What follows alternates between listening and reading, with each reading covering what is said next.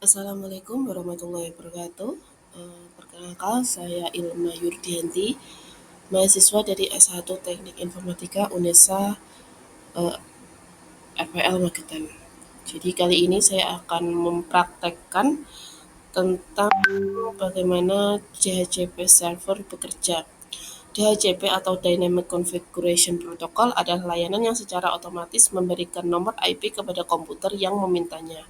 Jadi komputer yang memberikan nomor IP disebut dengan DHCP server, sedangkan komputer yang meminta nomor IP disebut DHCP client. Jadi seperti ini gambaran. Jadi ada DHCP server dan ini adalah klien-kliennya. Untuk cara kerja DHCP server yaitu ada 4 tahap. Yang pertama DHCP discover, yaitu klien meminta nomor IP ke server dengan cara membroadcast dan mencari DHCP server. Untuk yang kedua DHCP over, yaitu DHCP server ada bisa satu ataupun lebih dari dua DHCP server yang mempunyai nomor IP dan memberikan penawaran kepada klien. Lalu yang ketiga ada DHCP request, yaitu klien memilih penawaran DHCP server yang pertama yang diterima dan kembali melakukan broadcast dengan message untuk menyetujui peminjaman IP yang ditawarkan oleh DHCP server.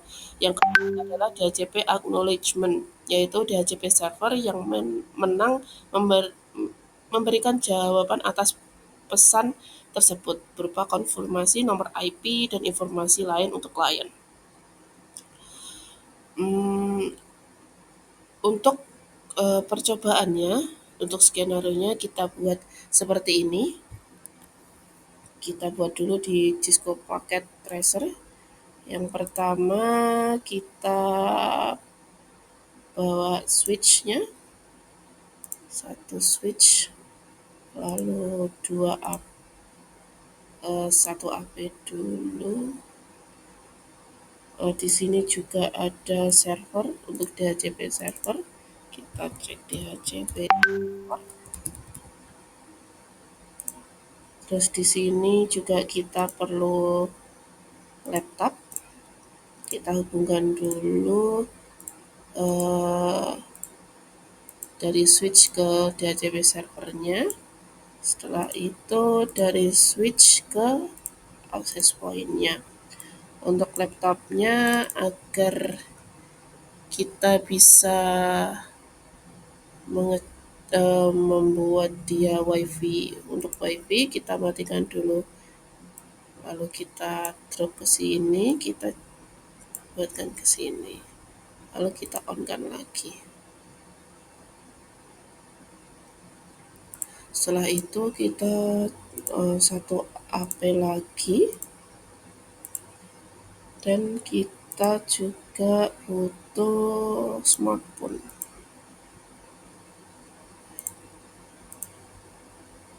Mohon maaf, kita anggap smartphone-nya itu nanti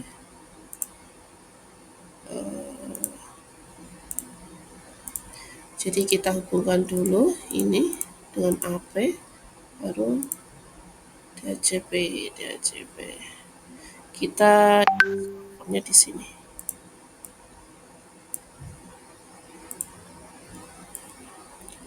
Nah, di sini kita tentukan. Buatlah skema jaringan seperti gambar di atas dengan IP server secara statik seperti ini. 192.168.1.253. Kita buat servernya. Kita ke desktop IP 192.168.1.253 dengan substitusinya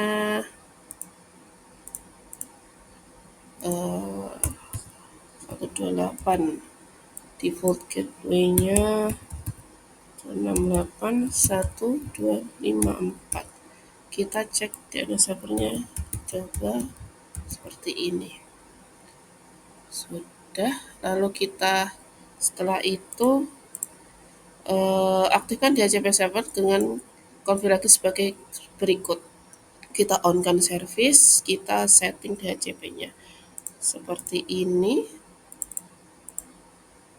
Dari ke service DHCP kita on-kan, kita default gateway-nya 255.255.128 dengan DNS server yang ada di DHCP tadi. Lalu kita start IP address-nya seperti ini, mungkin maksimal yang bisa 050. Kita save. Nah, seperti ini. Setelah itu kita kembali lagi, aktifkan pula smartphone menggunakan DHCP jalan, pastikan sudah mendapat IP dari DHCP server. Kita klik ke laptop tadi, kita desktop IP configuration, kita startkan dulu baru DHCP. Nah, ini langsung mendapatkan IP dari DHCP server tadi. Jadi dia dapat IP-nya di 192.168.1.151. Lalu untuk di smartphone-nya juga kita start, kita DHCP-kan. Nah, seperti ini. Dia mendapatkan IP dari DHCP server.